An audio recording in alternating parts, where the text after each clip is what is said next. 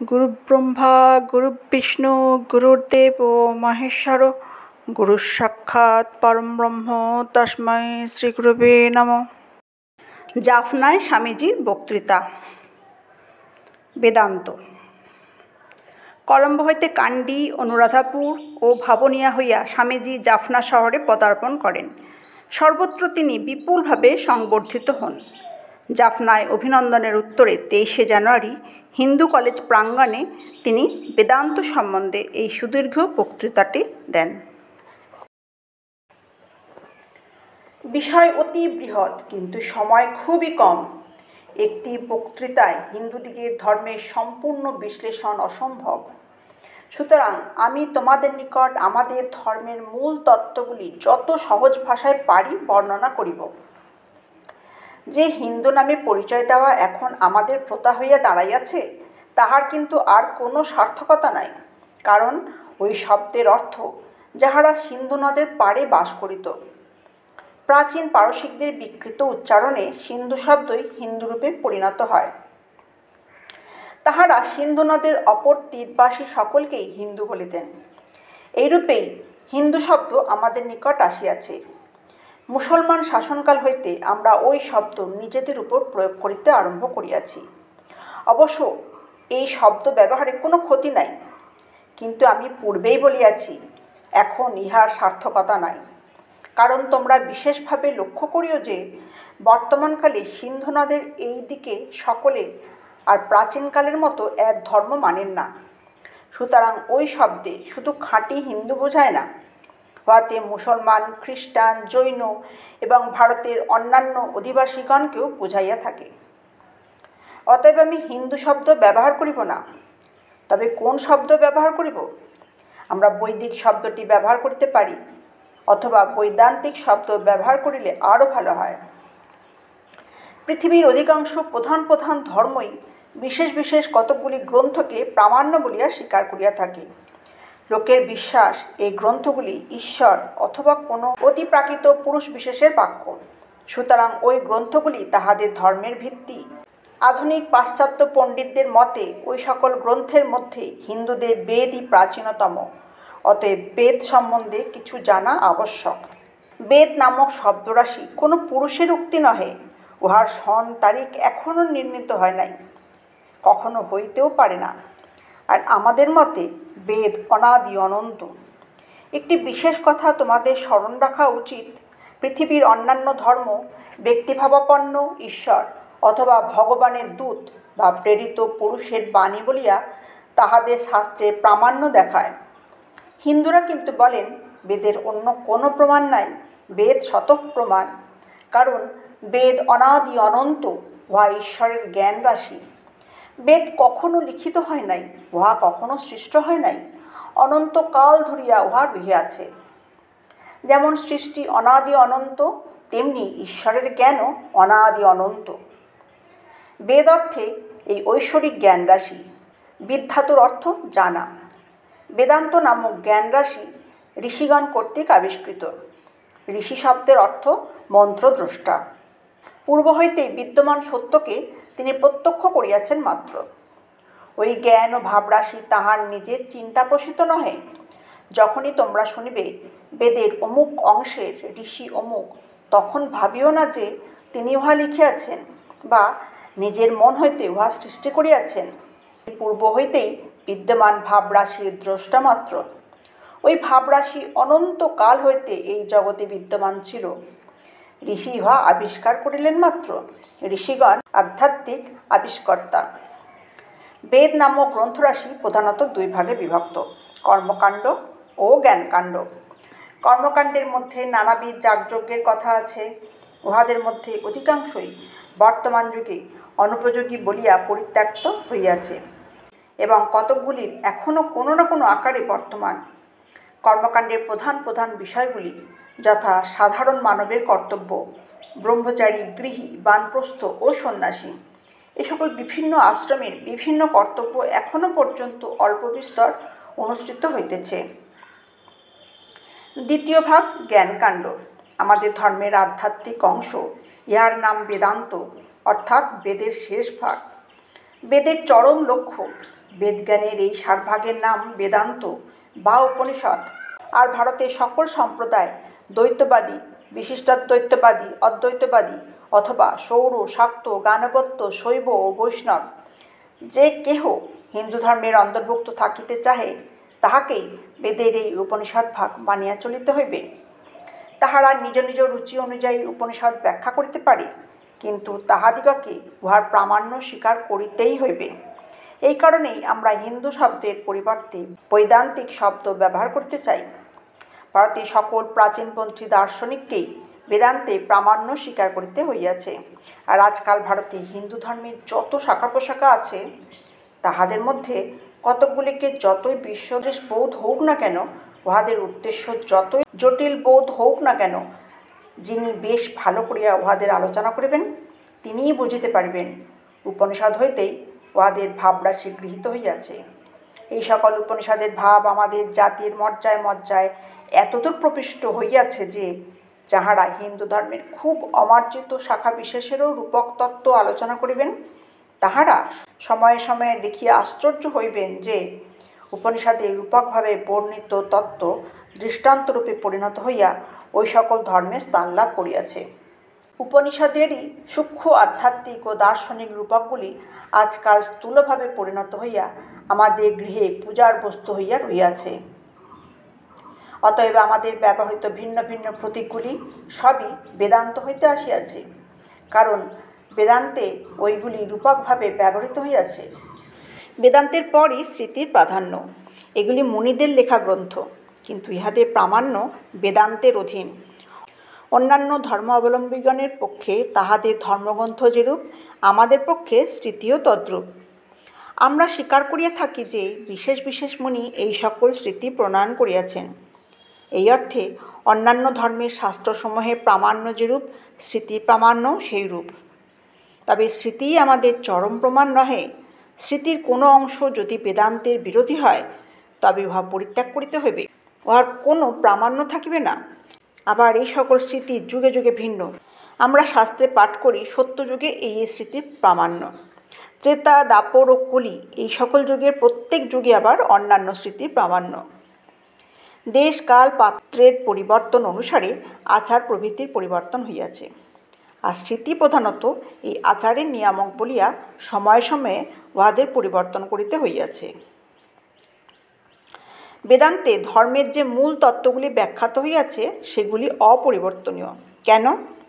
কারণ মানুষ ও প্রকৃতির মধ্যে যে অপরিবর্তনীয় তত্ত্বসমূহ রহিয়াছে সেগুলি ওই মূল তত্ত্বগুলির উপর প্রতিষ্ঠিত।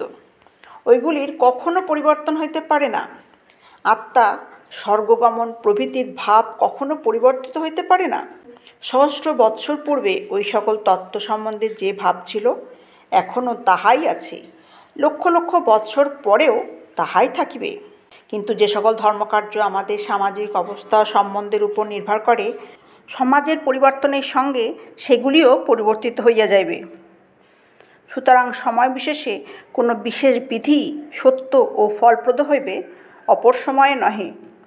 তাই আমরা দেখিতে পাই কোনো সময়ে খাদ্য বিশেষের বিধান রহিয়াছে, অন্য সময় তাহা আবার নিষিদ্ধ। সেই খাদ্য সেই সময় বিশেষের উপযোগী ছিল, কিন্তু ঋতু পরিবর্তন অন্যান্য কারণে উহা তৎকালের অনুপযোগী হওয়ায় স্মৃতি তখন ওই খাদ্য ব্যবহার নিষেধ করিয়াছেন।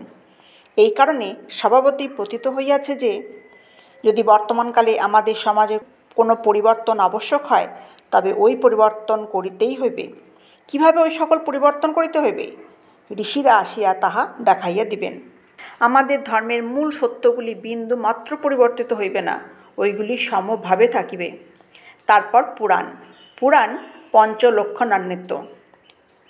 উহাতে ইতিহাস, সৃষ্টিতত্ত্ব, নানাবিধ রূপকের দ্বারা দার্শনিক তত্ত্ব সকলের বিবৃতি প্রভৃতি বহু বিষয় আছে।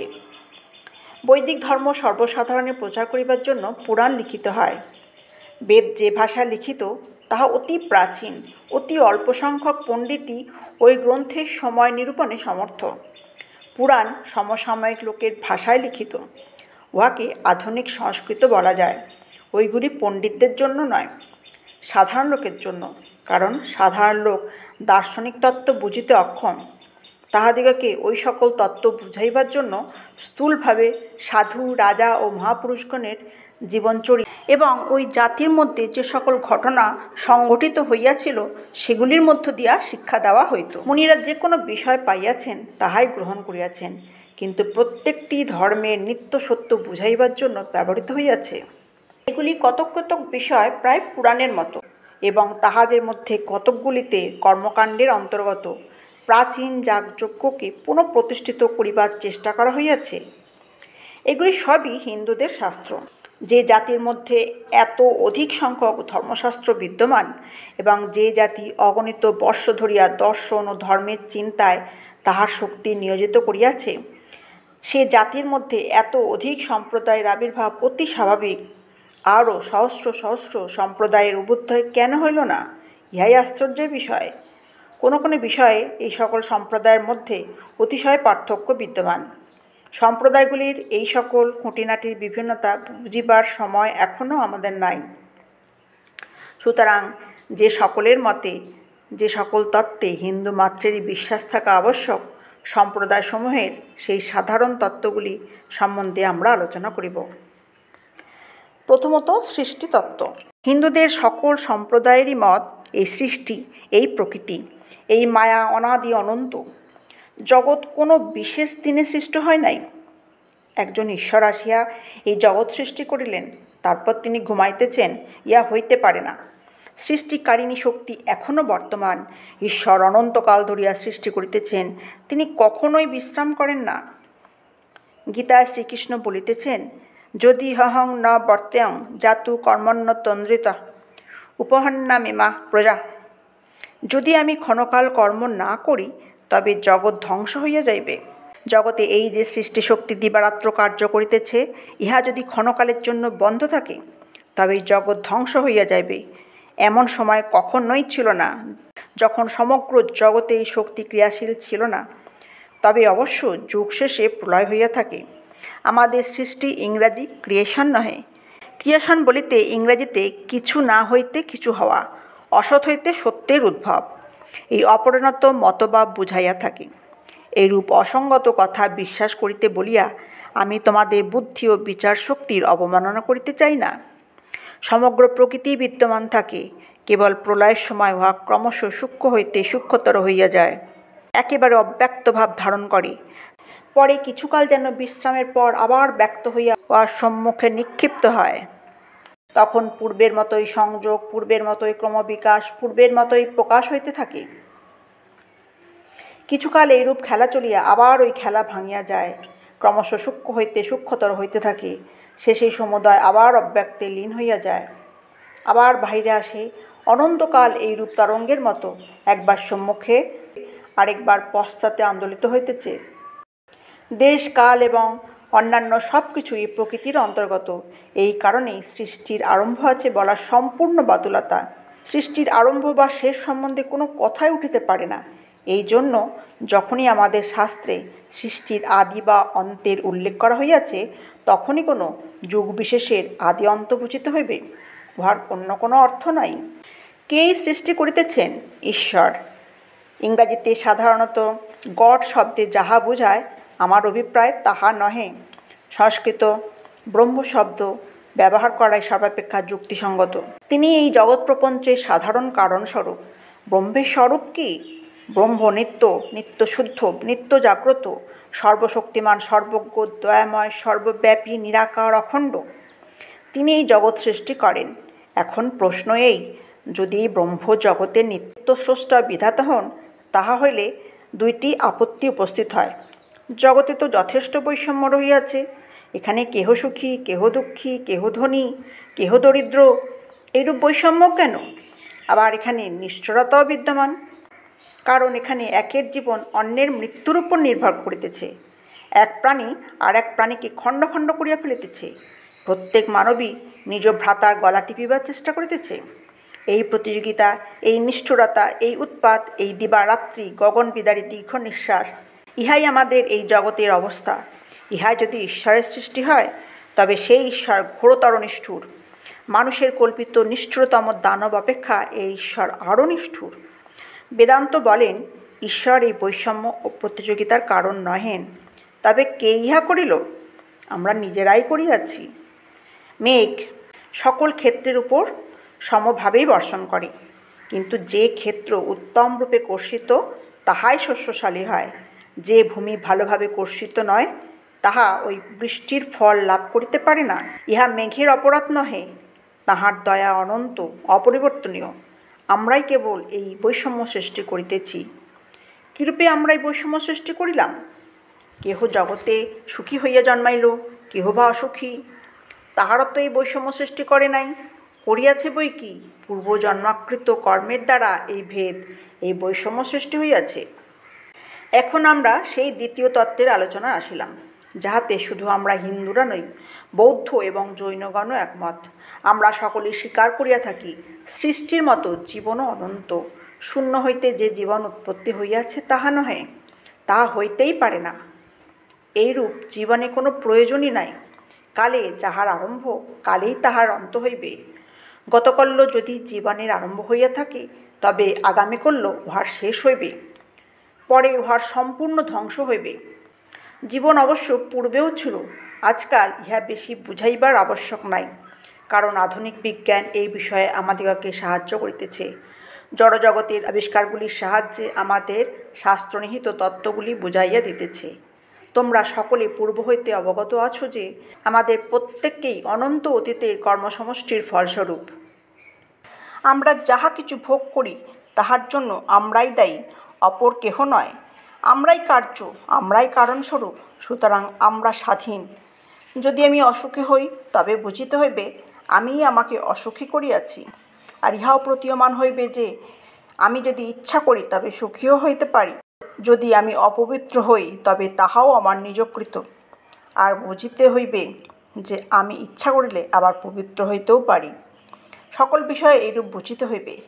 মানুষের ইচ্ছা কোনো ঘটনার অধীন নহে। মানুষের অনন্ত ইচ্ছাশক্তি ও মুক্ত স্বভাবের সম্মুখে সকল শক্তি, এমনকি প্রাকৃতিক শক্তিগুলি পর্যন্ত মাথা নত করিবে, দাস হইয়া থাকিবে। আজকের পর্ব এখানেই শেষ করলাম। ভিডিওটি ভালো লাগলে লাইক, কমেন্ট, শেয়ার এবং সাবস্ক্রাইব করবেন, কারণ আপনাদের ভালোবাসাই আমার পথ চলার প্রেরণা।